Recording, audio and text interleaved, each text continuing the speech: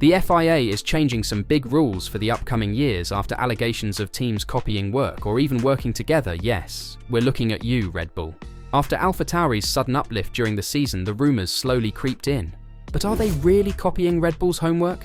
And what will the FIA do about it? This and more 2024 rule changes will be revealed in this video. Keep watching to find out which changes we'll see next year. The FIA intends to offer new instructions soon in order to guarantee that any collaboration between Formula One teams does not violate the rules. Recently, there has been a greater emphasis on teamwork as a result of Alpha Tauri's spectacular advances as a consequence of its closer ties to Red Bull. And, ahead of a 2024 season in which Alpha Tauri aims to utilize far more customer Red Bull parts than in the past, several teams have expressed worries about the possibility of two teams gaining an edge by working so closely together. The FIA is well aware of the dangers of teams profiting from partnership if they operate illegally. However, it claims that the checks it does are thorough enough to uncover anything suspicious, especially given the greater emphasis put on teams who publicly collaborate. When asked about Red Bull and Alpha Tauri, FIA single-seater boss Nicolas Tombazis replied that investigation of both cars revealed nothing to be concerned about. We check teams that are in close proximity to each other a lot more closely than we check completely independent teams, exactly to make sure this thing doesn't happen, he said. That is a concern. It has been a concern not only between the two teams mentioned, but also among other pairs of teams. We believe that Alpha Tauri specifically does have quite different aerodynamic solutions to the other company, and we don't think there's any sign of any direct collaboration. Clearly, they are working hard and they have made a step forward, but I don't think it can be said it's due to collaboration. That said, collaboration, or making sure that no such thing happens, is one of the tricky parts of policing teams. We do need to audit and make sure that all of these teams are well segregated and so on. And we will be issuing some further guidances quite soon to just provide further information to the teams about how they can convince us none of that is happening. We're not underestimating the challenge, and it is one of the difficulties we have. There have been speculations about teams working together to block off alternate development pathways, such as trying out different wing concepts to assist speed up arriving at the optimal answer. Tombazis, on the other hand, is sure that such an action would be a violation of the laws and would be easily detected by the manner the FIA inspects designs. That is obviously heavily illegal, because we have at times in the past checked similar components between teams and then got into their development process to see how they evolved, he said. I don't think there's something like that happening at the moment. We have checked and we have a process to check. Is it easy? No, I'm not saying it's easy. It's always sort of a challenge. While Tombazis is sure that the FIA can keep track of teams who operate publicly in coordination, he believes that those that work alone pose a greater risk. The main incentive for two teams to collaborate isn't whether they exchange components or whether they even share a wind tunnel, he said. You can have two teams collaborating, one is in the UK and one is in Argentina, and if two teams want to communicate against regulations, have Zoom calls and have the engineers chat with each other, that is quite feasible. We don't watch people's day-to-day movements, and nor is it our intention to do so.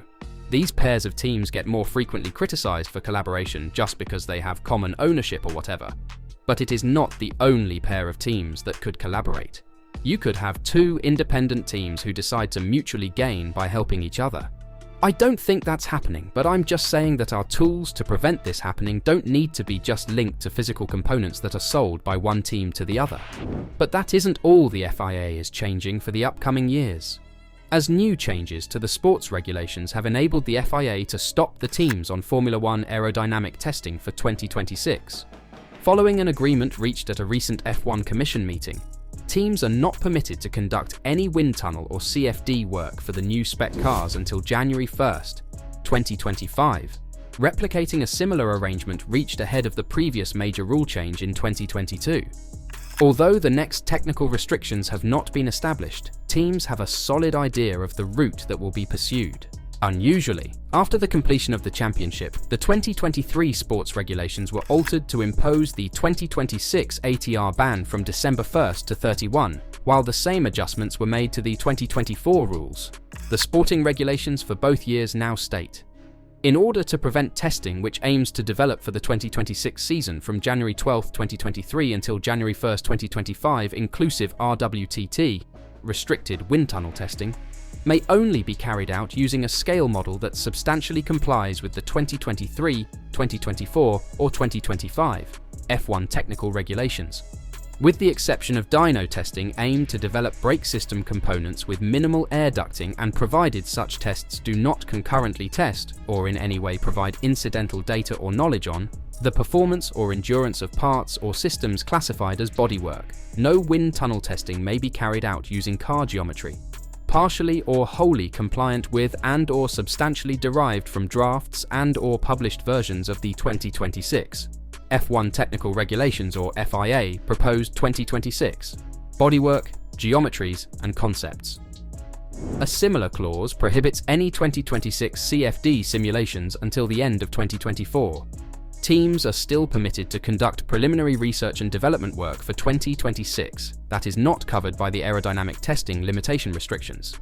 Other changes to the 2024 F1 sporting regulations include the cancellation of the alternative tyre allocation, an increase in the number of days allowed for Pirelli tyre testing from 35 to 40, and the removal of the requirement that testing take place only between the first race and December 15th. Following an early but unsuccessful trial at Silverstone in July, 4 days have been particularly dedicated for an FIA initiative linked to spray reduction testing. In addition, the notice period for a standing start has been shortened from 2 minutes to 1, while the pit lane opening time has been decreased from 50 minutes before the start to 40 minutes, reducing the pre-race procedure. Teams can only work on cars in the fast lane for a period ending 90 seconds after the commencement of the formation lap, after which all personnel and equipment must be clear of the fast lane. In a minor adjustment to post-qualifying/shootout scrutineering, the FIA will now choose specific vehicles for additional tests rather than at least 3, as was previously the case.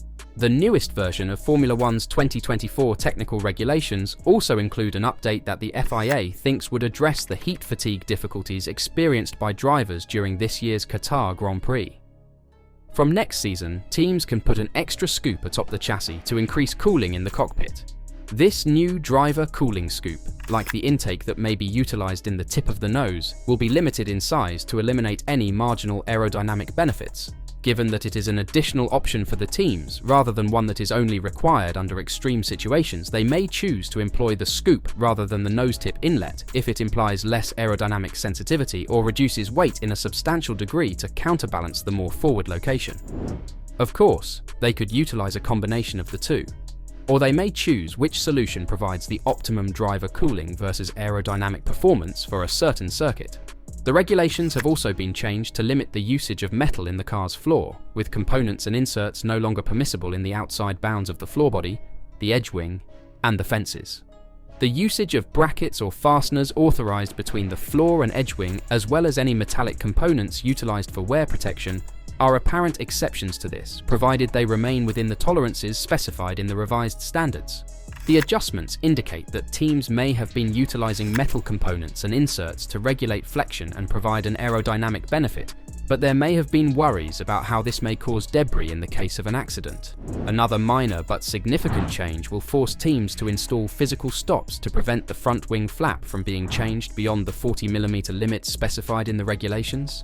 That change was most likely implemented as a device to prevent the flaps from being too loosened while the car is in motion, and thus is outside the scope of static tests. What are your thoughts on all these changes? Are you excited for it, or do you think the sport is changing too much? Let us know in the comments down below.